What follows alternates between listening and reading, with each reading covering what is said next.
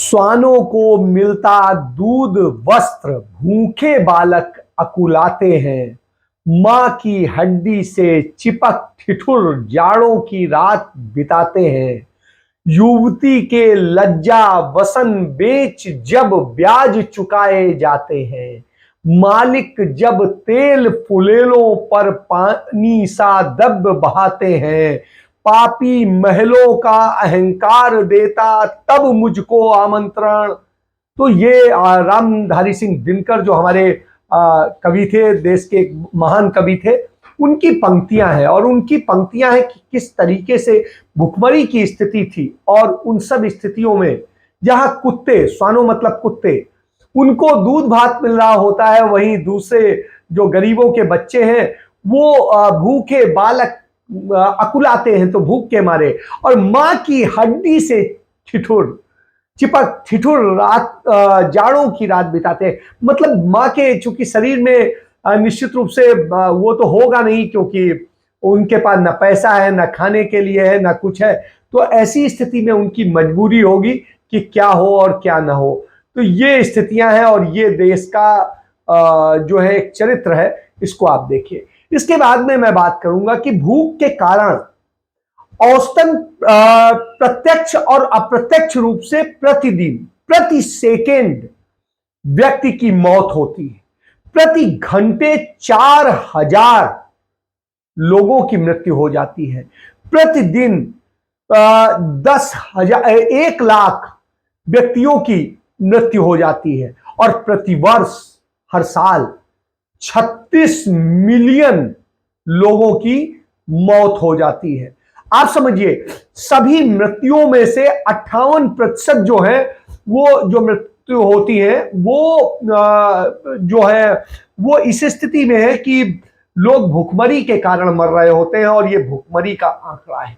भूख के कारण औसतन प्रत्यक्ष और अप्रत्यक्ष रूप से प्रति सेकेंड जो प्रति 5 सेकेंड में एक बच्चे की मौत हो जाती है।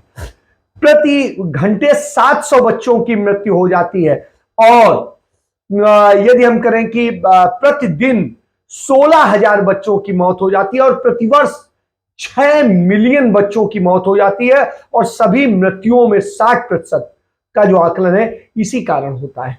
यूनाइटेड नेशन के जो ऑर्गेनाइजेशन है यूएनओ जिसे कहते हैं, यूएनओ के ऑर्गेनाइजेशन ने दुनिया में बढ़ते ग्लोबल फूड सिक्योरिटी पर चिंता जताई है।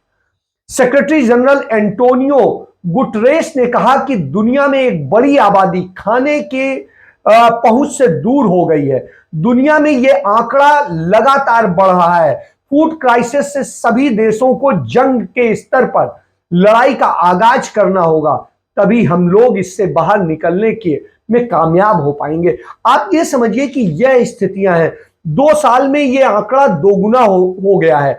यदि यूएन सेक्रेटरी जनरल का यदि हम बात मान ले, महासचिव की, गुटेरेस ने जो अपने भाषण में कहा, उन्होंने कहा आज फूड क्राइसिस से जुड़ने वाले लोग दोगुना हो गए हैं। 2 साल पहले ऐसे लोगों की तादाद 13.5 करोड़ थी, जो अब बढ़ गई है और अब ये 27 पॉइंट समथिंग हो गया है। तो आप समझिए कि 27 पॉइंट सम करोड़ हो गया है। तो ये इससे बड़ी और चिंता की बात क्या हो सकती है। और पैंडेमिक में पहले जो आबादी भूखे की मार झेल रही थी, उसमें अब 500% की बढ़ोतरी हुई है। तो ये जान लीजिए, ये भूखमरी की तादाद है और ये हालात है। क्या कारण है इस पर यदि हम जिक्र करते हैं तो पिछले एक दशक में फूड क्राइसिस 3 वजहों से बढ़ा है। 1,70,00,000 लोग क्लाइमेट चेंज जिसे कहते हैं, जो पर्यावरण जलवायु परिवर्तन है, उसके कारण होने वाली तबाही की वजह से भूख से मरे हैं।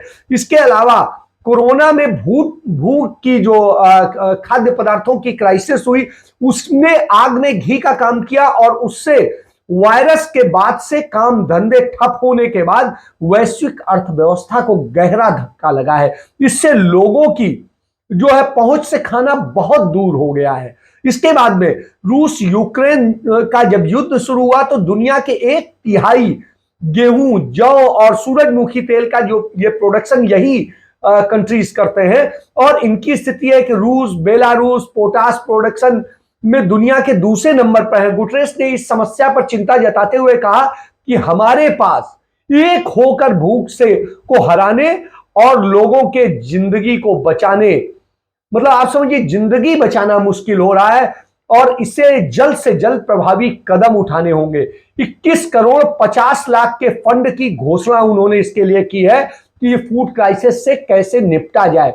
उन्होंने कहा कि हम लोगों तक खाना पहुंचाने के लिए 21.5 करोड़ डॉलर जारी कर रहे हैं। आप समझिए इतना उन्होंने डॉलर जारी करने किया कि जिससे लोग भूख से न मरे। यूनिसेफ ने दिया था जो इस बात का अलर्ट भी दिया था कि यूनाइटेड नेशन चिल्ड्रन फंड जो है उसने मंगलवार को अपनी रिपोर्ट दी थी कि कुपोषित बच्चों को लेकर अलर्ट दिया था कि रूस यूक्रेन जंग और कोरोना वायरस और जलवायु परिवर्तन की वजह से कुपोषित बच्चों की तादाद तेजी से बढ़ी है। इसके साथ ही ग्लोबल फूड क्राइसिस से खाने वाली चीजों की जो संकट है उसमें बहुत ज्यादा बढ़ी है। कच्चे माल की कीमतों में काफी उछाल आया है और फूड क्राइसिस से 6 लाख बच्चों की जिंदगी खतरे में आ चुकी है। आपको एक और चीज बताएं, ये एक चीज देखने वाली है। हमारे एक मित्र जो है सौमित्र रॉय, उन्होंने ग्राउंड रिपोर्ट की है मध्य प्रदेश में। मध्य प्रदेश का एक शिवपुरी जिला है, उसकी ग्राउंड रिपोर्ट को आप देखिए। इस रिपोर्ट में जो चीजें सामने आई वो आप देखिए। इसमें उन्होंने बताया कि किस तरह से नमक और सूखी रोटी चबाकर लोग अपनी भुखमरी को से जीत रहे हैं और उससे लड़ाई लड़ रहे हैं। आप देखिए भारत की आज स्थिति क्या है, इस बात को आपको समझना पड़ेगा। विश्व के 116 देशों का जब ग्लोबल हंगर इंडेक्स में सर्वेक्षण हुआ तो उसमें पिछले साल का ही है, अभी नया डाटा नहीं आया है, तो पिछले साल 2021 का है और इसमें आया कि साहब हमसे अच्छी स्थिति में श्रीलंका है, हमसे अच्छी स्थिति में नेपाल है, हमसे अच्छी स्थिति में बांग्लादेश है, हमसे अच्छी स्थिति में भूटान है, हमसे अच्छी स्थिति में म्यांमार है। तो आप ये समझिए कि ये सारे जो हमारे पड़ोस के देश हैं वो सब अच्छे। चीन से तो हम तुलना ही नहीं कर सकते, वहां हम कहीं टिकते नहीं है। तो आप समझिए कि भारत की यह स्थिति है। सिर्फ एक बांग्लादेश है जो भारत से ऊपर है, नहीं तो भारत इतनी बुरी हालत में है। भारत 101 नंबर पर पहुंच गया है भुखमरी के मामले में। आप समझिए 116 देश हैं और उसके बाद में जो 15 देश हैं बचे, उन 15 देश में अफगानिस्तान को छोड़ के आप किसी देश का नाम भी नहीं जानते हो। तो ये स्थिति है और इस तरीके से भुखमरी बढ़ी और ये भुखमरी लगातार बढ़ रही है। आप देखिए जो श्रीलंका इतनी अच्छी स्थितियों में हुआ करता था आज बर्बादी की स्थिति में आ गया, क्योंकि वही चीज कि जब हम तमाम सारी उनमें फंस जाते हैं, जातिवाद, धर्मवाद, अपने को श्रेष्ठ साबित करने के चक्कर में राष्ट्रवाद का ड्रामा करते हैं, तो इन सबसे यही स्थितियां बनती हैं। आप समझिए सौमित्र राय की जो रिपोर्ट है उसको समझिए कि इन दिनों मध्य प्रदेश के अधिसंख्य स्वयंसेवी संस्थाएं, सरकारी अधिकारी धड़ल्ले से एक जिले का दौरा कर रहे हैं। और वो जिला कौन सा है? एयर कंडीशन गाड़ी से और टैक्सियों से लोग उतरते हैं, पेन कागज से कुछ लिखते हैं और नाक भौं सिकोड़ते हुए ग्वालियर के किसी आरामदायक होटल में जाकर के ठहरते हैं। जिले का नाम है शिवपुरी और यह देश के सबसे पिछड़े जिलों में गिना जाता है। भयंकर कुपोषण और भूख मौत इसका चरित्र है। और स्थिति यह है कि केंद्र सरकार और राज्य सरकार बार बार इसको जो है वायदा करते हैं, तमाम करते हैं, लेकिन यह होता कुछ नहीं है। हाल में सरकारी और एनजीओ गैर सरकारी दौरों का कारण यही रहा। वजह है कि भुखमरी के शिकार इस जिले में रहने वाले सहरिया आदिवासियों की भूख अब कम हो गई है। एक बहुत बड़ी चीज कि उनकी भूख कम हो गई है। दरअसल मध्य प्रदेश सरकार का महकमा आदिवासियों की भूख मिटाने में कामयाब रहा है, लेकिन एक चमत्कार क्या हुआ है? चमत्कार यह हुआ है कि यहां के लोग अब भूख को लेकर के कुछ शिकायत नहीं करते। पानी पी के 2 लोटा पानी पी लेते हैं, भूख मिटा लेते हैं। रोटी जो मिल जाती है कहीं पर उसको नमक लगा के या किसी भी तरीके से खा लेते हैं। रोटी नहीं मिलती तो घास की रोटी बना लेते हैं, वो खा लेते हैं। पत्तों को पीस के उसकी वो खा लेते हैं, चटनी बना के खा जाते हैं। आप समझिए, घास खा रहे हैं, पत्तियां खा रहे हैं, ये खा रहे हैं और इससे अपना जीवन बचा रहे हैं। उनको आप देखिएगा तो भारत में आपको इथोपिया और चाड जैसी भुखमरी सामने दिखाई दे जाएगी। सबसे बदहाल स्थिति पातालगढ़ में है। यहां पर गांव में जाइए आप तो देखिएगा कि international food policy research institute की पिछली रिपोर्ट में शिवपुरी जिले के को इथोपिया और चाड जैसे भुखमरी ग्रस्त देशों की श्रेणी में रखा गया था। और पातालगढ़ गांव में 45 डिग्री सेल्सियस की गर्मी, भीषण लू के बीच सेंधु आदिवासी समुदाय के लोग हैं जो टप्पर जैसी झोपड़ी सूनी पड़ी रहती है। सेंधु परिवार के 6 बच्चे समेत 11 लोग हैं। तो अब आप समझिए, झोपड़ी में सेंधु की बूढ़ी मां पथराई आंखों से बच्चों को बाट जो रही है। बच्चे पास के जंगल में बेरी तोड़ने गए हैं और जब वो बेरी तोड़कर लाएंगे तो फिर क्या करेंगे, उससे में थोड़ा सा नमक मिला के रोटी खाएंगे तो उसी से वो सब्जी उनकी बन जाती है और उसी से वो खा लेते हैं। यही है। और उनका चूल्हा बस एक रोटी सेकने के लिए जलता है, बाकी और कोई चीज बनानी नहीं पड़ती है उन्हें। और मसालों और इनकी कोई जरूरत नहीं होती, घी तेल की जरूरत नहीं होती। तो आप समझ सकते हैं, सिर्फ आटे में पानी डाला, उसे वो किया और उसके बाद में उसे बेरी को वो करके कूट के उसमें मिलाया और चटनी जैसी बन गई और उसी के साथ खा लिया नमक मिला के। तो आपसे सेंधु की मां के दांत गिर चुके हैं, इसलिए वो नमक के घोल में डुबोकर ही रोटी खा लेती है। अब आप समझिए कि वो नहीं कर सकती तो उसके घोल में। भीषण भूखमरी के शिकार शिवपुरी जिले में रहने वाले सहरिया आदिवासियों की भूख अब कम हो गई है। क्यों? क्योंकि मध्य प्रदेश के सरकारी बाबू और आदिवासियों की भूख मिटाने के नाम पर एनजीओ इसी चमत्कार को देखने पहुंच रहे हैं।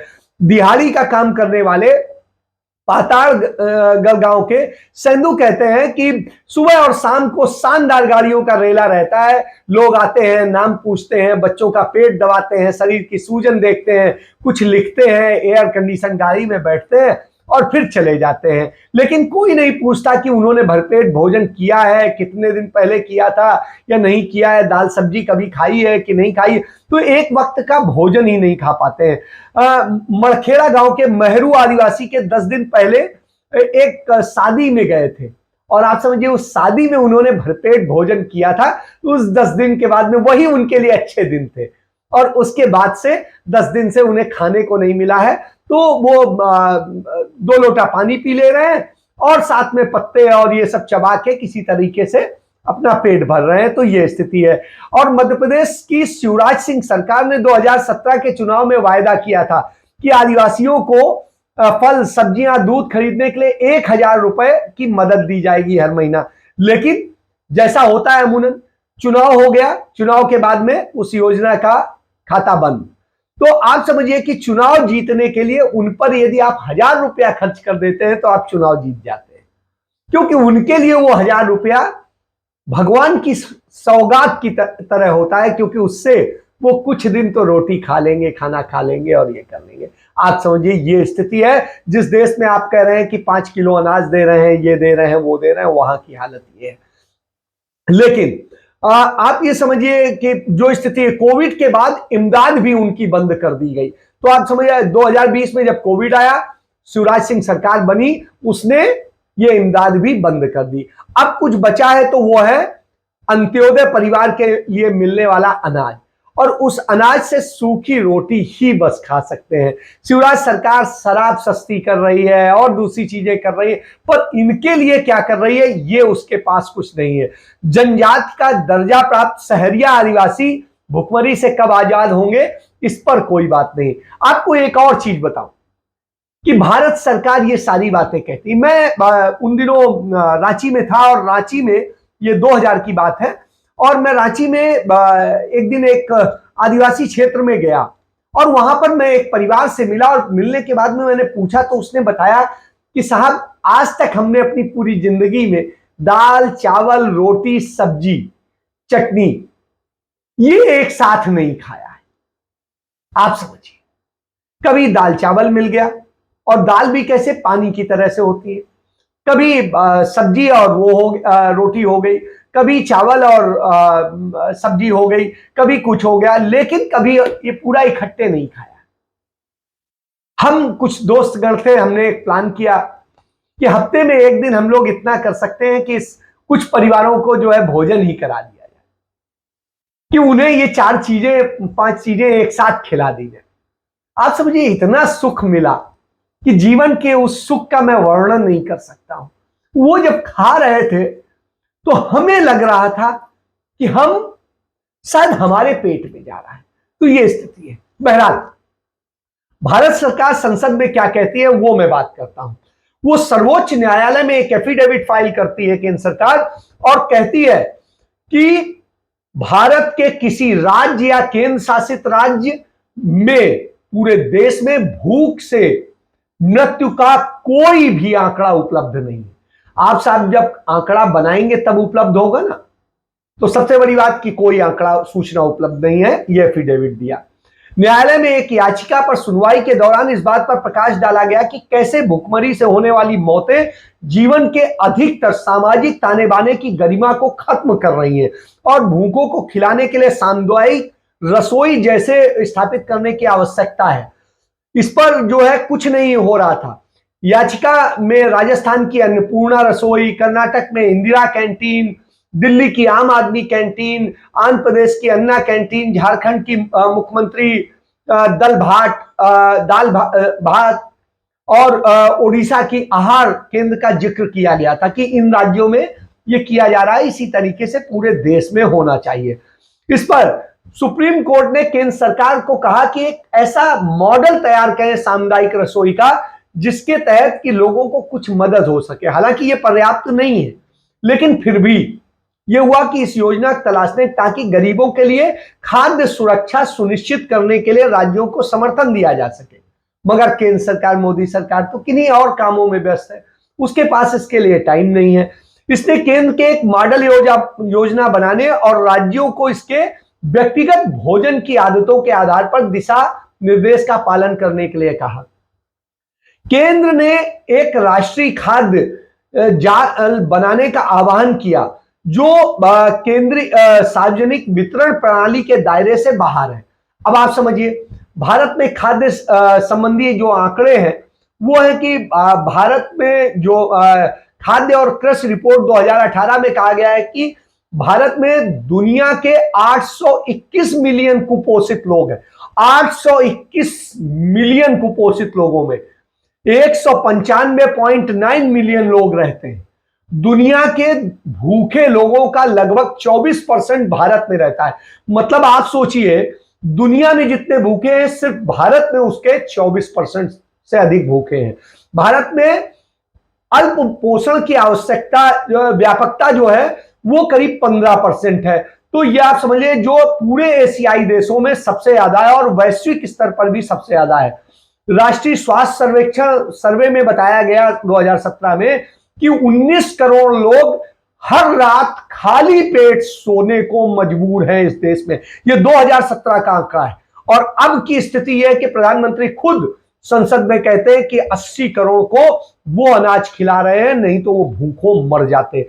इसके अलावा सबसे चौंकाने वाला आंकड़ा जो है वो है कि 5 साल से कम उम्र के हर दिन लगभग 4500 बच्चे भूख और कुपोषण के कारण भारत में मर जाते। 4500 बच्चे, आप समझ लीजिए कि यह स्थिति है। अकेले भूख के कारण हर साल 3 लाख से अधिक लोगों की मौत होती है। कुपोषण का कारण जो है भारत में कई तरह का है। कैलोरी की कमी है, खाद्य पदार्थ ही नहीं मिल रहा है तो कैलोरी कहां से आएगी। आप समझ सकते हैं प्रोटीन की कमी, फिर वहीं आ गया प्रोटीन कैसे आएगा जब खाने कोई मौजूद नहीं है, भोजन का कोई मेन्यू नहीं है, तमाम सारी चीजें गायब है। तो यह स्थिति है। सूक्ष्म पोषण तत्वों की कमी है जिन्हें हम कहते हैं तमाम सारे मिनरल्स और दूसरी चीजें, वो नहीं। अब वो आएंगे कहां से जब पत्ता खाएगा, रोटी खा के, नमक रोटी खा के और इस तरह से जिएगा। तो ये स्थिति है। और जो शौचालय, स्वच्छता, टीकाकरण, सारी चीजें, इन सब का आप क्या करेंगे जब आपके पेट में ही कुछ नहीं होगा तो इनका क्या करेंगे। आप समझिए एक तो जो आपको याद होगा मनमोहन सरकार में, कांग्रेस सरकार में right to food security act लाया गया था। इसके तहत FSAI बनाया गया था और ये जो ईट राइट इंडिया मूवमेंट था इसे भारतीय खाद्य सुरक्षा एवं मानक प्राधिकरण कहते हैं, इसके द्वारा सभी लोगों को देश के खाद्य की सुरक्षा दी गई थी कि उन तक पहुंचा जाए, उनकी जरूरतों के मुताबिक उनको किस तरह से मिनिमम भोजन की व्यवस्था की जाए जिससे देश में कोई भूख से ना मरे। लेकिन इस सरकार ने उस पर कोई ध्यान नहीं दिया और स्थिति यह है कि महिला एवं बाल विकास मंत्रालय ने जो पोषण योजना थी उस योजना में भी कुछ ऐसा नहीं किया कि उनके लिए कुछ हो सके। प्रधानमंत्री मातृ वंदन योजना एक नरेंद्र मोदी ने 1 जनवरी 2017 को लागू की थी, उस पर भी कुछ ऐसा नहीं हुआ कि जिसके कारण कह दिया जाए कि महिलाएं बिल्कुल पोषण के साथ में हैं और बच्चा दे रही हैं। इसके बाद में आप ये देखिए फूड जो फूड फर्टिफिकेशन और फूड एनरिचमेंट का आशय जो था कि चावल, दूध, नमक और मुख्य खाद्य पदार्थ, विटामिन ABCD जो विटामिन हैं, आयरन है, आयोडीन है, जिंक है, ये सब चीजें आदमी कैसे हो उसकी पूर्ति हो और उसके लिए किया जाए, उस पर भी कुछ नहीं आज तक हो सका।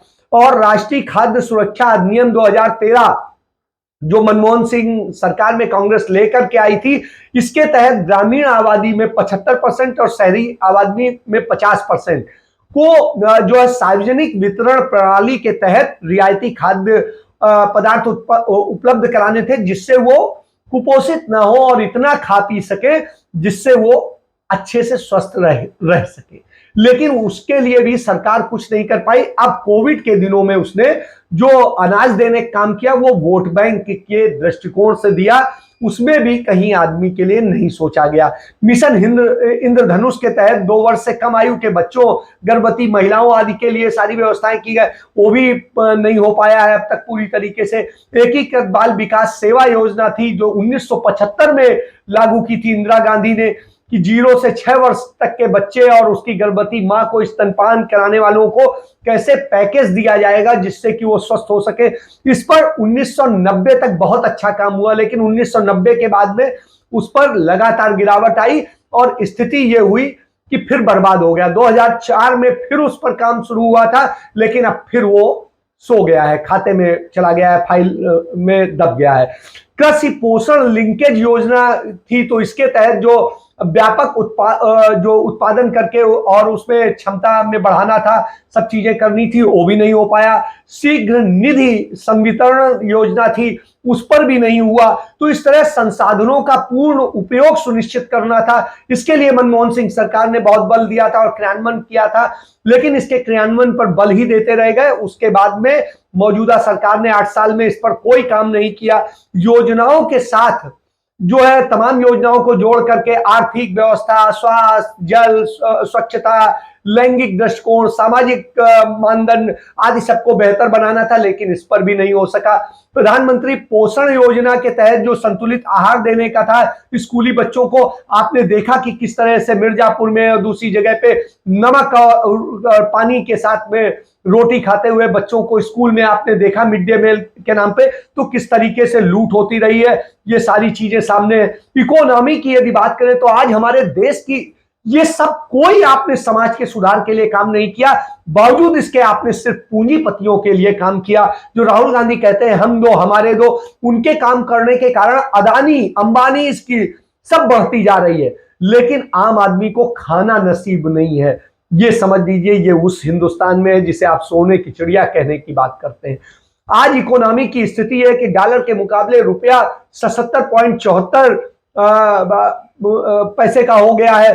अब आप समझ लीजिए कि इसके अलावा हालत यह है देश की कि जो विदेशी मुद्रा भंडारण है वो हमारा 10 महीने तक के लिए सिर्फ बचा है। अभी हमें जो है तमाम सारे कर्ज जो अदा करने हैं, वो कर्ज अदा करते करते सितंबर तक हमारी स्थिति बिल्कुल लंका बनने वाली है। श्रीलंका दिवालिया घोषित कर दिया गया कल। आप समझिए इसे कि 78 मिलियन डॉलर का ब्याज चुकाना था जो वह नहीं चुका पाया। अंतरराष्ट्रीय मुद्रा कोष ने उसे 4 बिलियन की फौरी मदद दे दी, फिर भी कि जिससे भुखमरी को बचा ले, लेकिन स्थिति यह है सुधर नहीं रही है और हम उसी दिशा में लगातार बढ़ रहे हैं।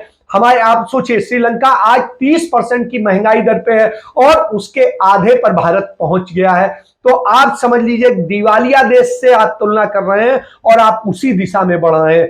इजिप्ट, ट्यूनीशिया, पाकिस्तान, पेरू, घाना और इथोपिया भी श्रीलंका के रास्ते पर जिस तरीके से दिवालिया होने की कगार पे बढ़ा है, भारत का नंबर इसके बाद आएगा। इस बीच देश की जो मौजूदा सरकार है वो हिंदू ताकतों के साथ कुतुब मीनार, मंदिर, मस्जिद और तमाम सारी चीजों को लेके खिलौना बनाए हुए और बवाल कर रही है। लेकिन देश किस गर्त में जा रहा है, इस बात को आपको समझना पड़ेगा। भूखमरी और सारी चीजों से हम मरने को बेताब हैं, हमारे पास कोई राह नहीं। अब इसके बाद में यदि यही स्पीड रही तो आने वाले 5 साल बाद हमारे देश में श्रीलंका से बुरे हालात होना तय है और उसे कोई ताकत रोक नहीं पाएगी। ये आंकड़े, ये तरीका, ये चीजें सामने खड़ी है, क्योंकि सिर्फ कुछ लोग अमीर से और अमीर हो रहे हैं, लेकिन गरीब, मध्यम वर्ग और गरीब हो रहा है। जहां एक तरफ संयुक्त राष्ट्र संघ कहता है कि 27 करोड़ लोग भुखमरी की स्थिति में हैं और वही भारत में 80 करोड़ लोग भुखमरी की स्थिति में हैं, जो नरेंद्र मोदी के 5 किलो, नरेंद्र मोदी के नहीं कहेंगे, हमारे आपके पैसे से जाता है। तो नरेंद्र मोदी सरकार उन्हें 5 किलो अनाज उपलब्ध कराने का डंका पीटती है, वही हमारे आपकी जेब से जो निकाल के जिस तरह हमारी आमदनी कम की जा रही है, हमारी आय कम कर दी जा रही है और हम पर महंगाई लगातार थोपी जा रही है और सब कुछ बर्बादी की तरफ है। तो अब आप साक्षी बन जाइए भारत के दिवालिया होने की दिशा में, आप साक्षी बन जाइए भारत के भूखमरी और मरने की दिशा में और श्रीलंका बनने की दिशा में। इसके साथ मैं चर्चा समाप्त करता हूं, फिर मिलेंगे दूसरे और गंभीर विषयों के साथ। आपसे एक आग्रह है कि चैनल को सब्सक्राइब नहीं किया है तो जरूर सब्सक्राइब करें, अधिक से अधिक शेयर करें, ये सच सबके पास पहुंचना चाहिए, बेहद जरूरी है। और यदि हमसे गलती हो तो इनबॉक्स करें, हम उसमें सुधारेंगे और गलत कभी ना हो इसके लिए प्रयास करेंगे। इसके साथ मैं चर्चा समाप्त करता हूं। जय हिंद, जय भारत, वंदे मातरम।